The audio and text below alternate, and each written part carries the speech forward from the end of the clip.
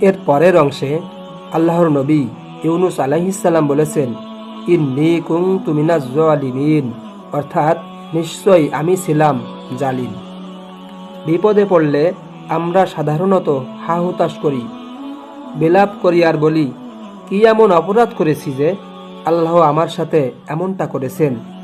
কেন আমাকে এভাবে কষ্ট দিচ্ছেন? হয় অলওয়েজ মি, হয়। অথচ আল্লাহর নবী ইউনুস আলাইহিস সালামের সেরকম কোনো অভিযোগ, অনুযোগ বা আপত্তি ছিল না। তিনি অভিযোগের সুরে বলেননি, ওগো আল্লাহ, কেন আপনি আমাকে এরকম কঠিন বিপদে নিপতিত করলেন? কি ছিল আমার অপরাধ? বরং তিনি বলেছেন, হে আমার প্রতিপালক, আপনি হলেন পবিত্র আর আমি হলাম জালিম। আমি অন্যায় করেছি, সব দোষ আমার। তিনি দোষ স্বীকার করলেন, নিজের অন্যায় মাথা পেতে নিলেন। তবে তার আগে আল্লাহ সুবহানাহু ওয়া তাআলাকে সকল দোষ, সকল ত্রুটি আর সকল ভ্রান্তির ঊর্ধ্বে ঘোষণা করলেন। প্রতি উত্তরে আল্লাহ বললেন, فاستجبنا له ونجيناه من الغم وكذلك ننجي المؤمنين। অতঃপর আমি তার সেই আহ্বানে সাড়া দিলাম এবং তাকে দুশ্চিন্তা থেকে মুক্তি দিলাম।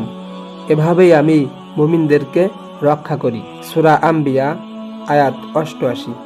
বিপদে পড়লে আমাদের উচিত ধৈর্য ধারণ করা, আল্লাহর প্রতি অভিযোগ না এনে নিজের ভুল স্বীকার করা, এরপর সর্বোত্তম উপায়ে আল্লাহর কাছে দোয়া করা। কোরআনে নবী রাসূলদের এরকম আরও বেশ কিছু দোয়া আছে, যেখানে তাদের সর্বোচ্চ ধৈর্য, তাকওয়া আর ঈমানের প্রমাণ পাওয়া যায়। বিপদের সময় তারা কখনো ভেঙে পড়তেন না, নিরাশ হতেন না। জীবনে বিপদ আপদের সম্মুখীন হলে আমাদেরও উচিত ভেঙে না পড়া, আল্লাহর ওপর তাওয়াক্কুল করা, বেশি বেশি আল্লাহকে স্মরণ করা, কেবল তার কাছেই সাহায্য চাওয়া, বিশ্বাস করা যে আল্লাহ অবশ্যই আমাদের দোয়া শোনেন এবং তিনি অবশ্যই আমাদের রক্ষা করবেন।